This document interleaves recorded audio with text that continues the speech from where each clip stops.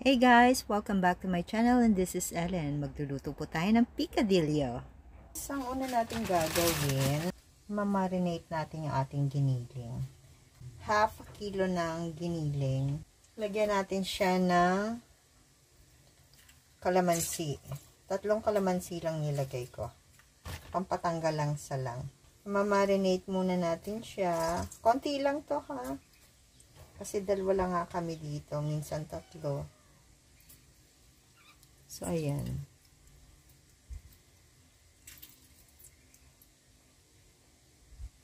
Kuha tayo ng toyo. Ganyan lang.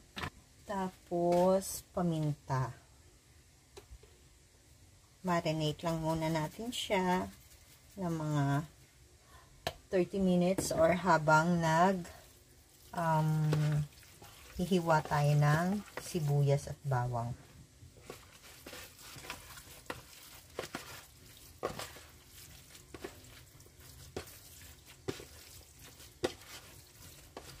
Ayan. Tatakpan muna natin tapos hihiwa tayo ng pang-gisa natin dito. Alright? Takpan muna para hindi langawin. So guys, meron tayo ditong carrots, patatas, bell pepper at sibuyas at bawang. So ayan, ipe-prepare lang muna natin yung ating mga gulay, babalatan, hihiwain bago tayo maggigisa. Habang nagmamarinate tayo ng ating karne.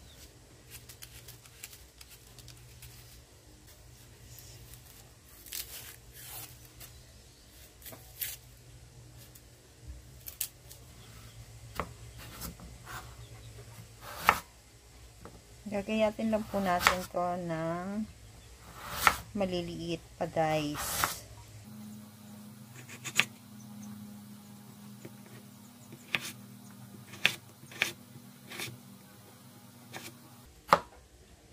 Ibababad nyo to agad sa tubig ha, para hindi mangitim.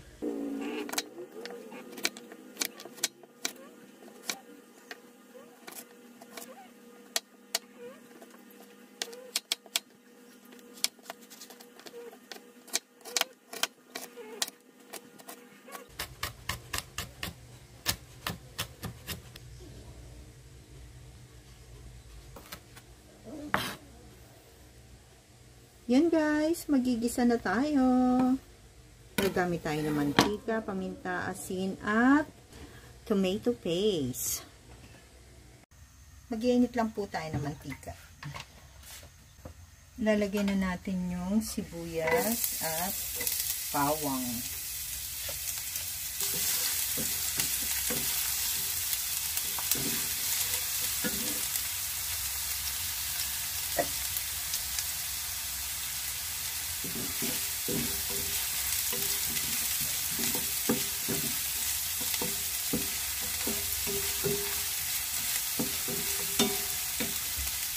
Lalagay na natin yung tomato sauce.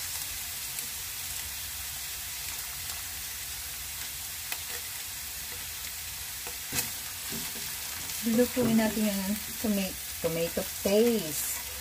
Tomato paste pala. Lulutuin natin yung tomato paste para hindi siya madaling mapanis. Then, ilagyan na natin yung ating marinated pork.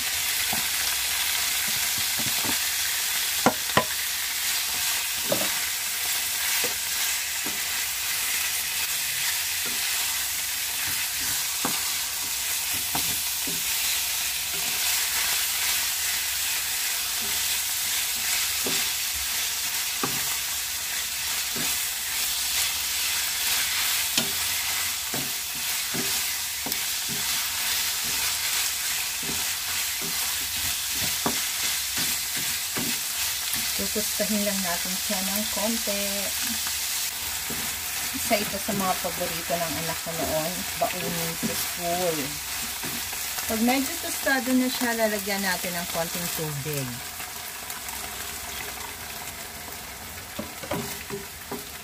para pampalambot sa ating giniling. Kailangan lutong-luto yung ating karne, lalo na ngayon. Usong-uso ang ASF. So, lagay lang tayo ng konting toyo pa. Paminta.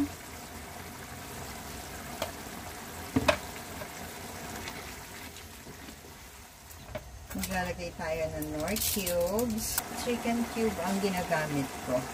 Kahit siya pork. Kasi mas malasa ang chicken cube. Maglalagay tayo ng laurel. 1. Ayan, maliliit na yung laurel ko. Added aroma.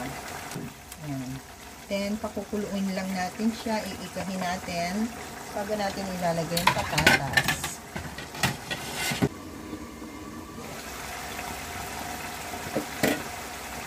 Ayan.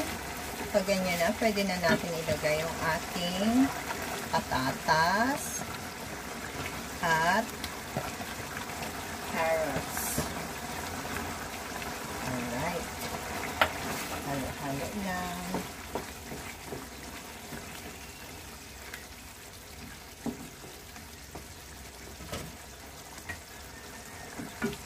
Another pandagdag ulam sa inyong munchkiting. Lagay lang tayo ng isang ginisa mix.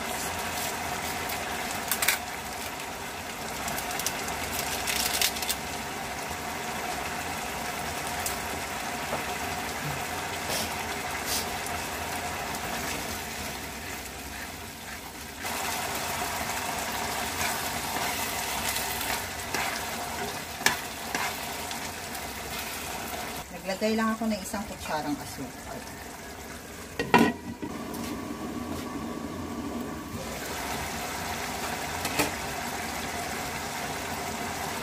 Final taste test.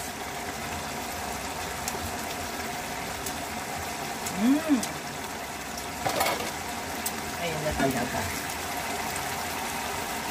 Lagay na natin yung ating bell pepper. Ito talaga yung nakakapagpabango dito.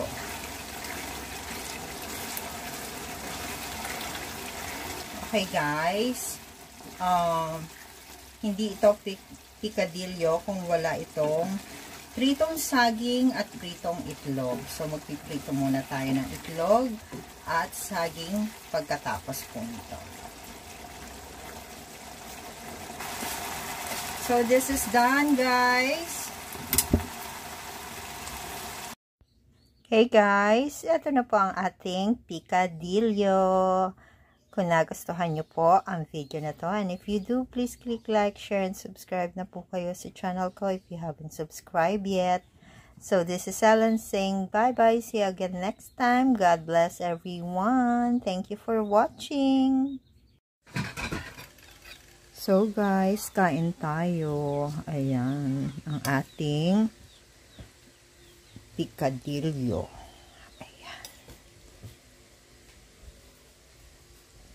Pwede rin ito i-stock sa ref. Yan. Tapos, kuha tayong banana. Kuha tayong banana.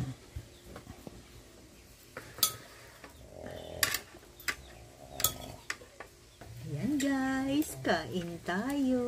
Kita nyo ba ako?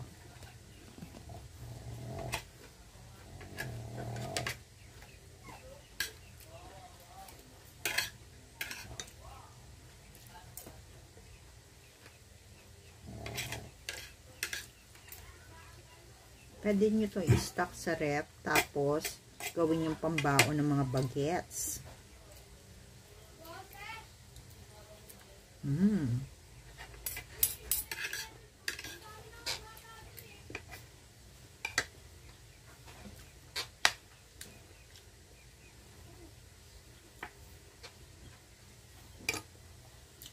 Mekos-mekos lang yan.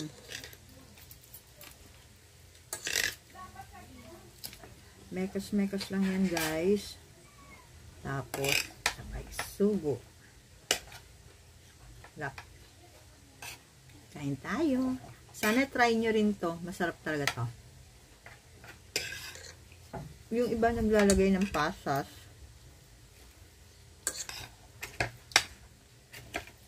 May mga tao kasi ditong ayaw ng pasas sa pagkain. Ayan, mekos-mekos lang. Thank you for watching.